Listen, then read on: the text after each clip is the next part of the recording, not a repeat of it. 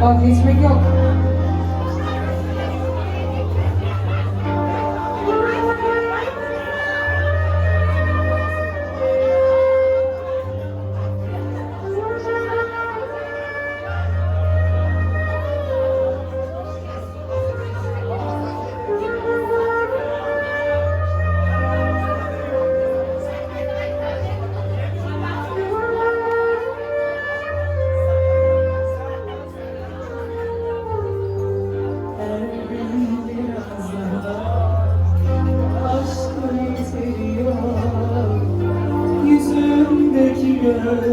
Kuşağım ağrıyorum sabahlara yakın sessiz gidişleri öksüz gibi kararsız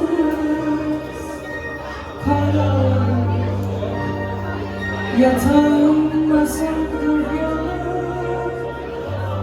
yabancı vazgeçtim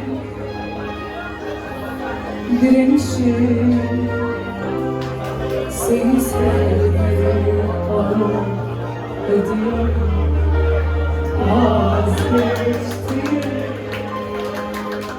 yalan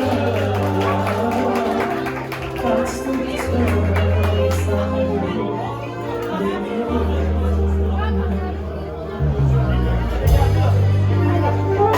Centilmen beyefendiler.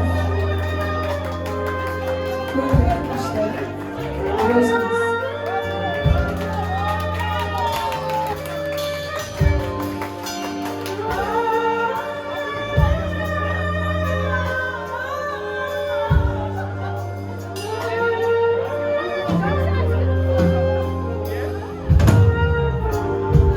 Her gün biraz daha aşka seviyorum yüzümdeki görüşüm sabahlara yakın sessiz güneşlerim öksüz gibi kararsız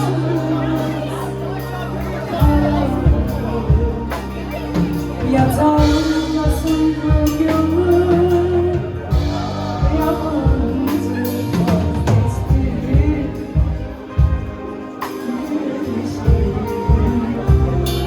seni sevmeyi ödüyorum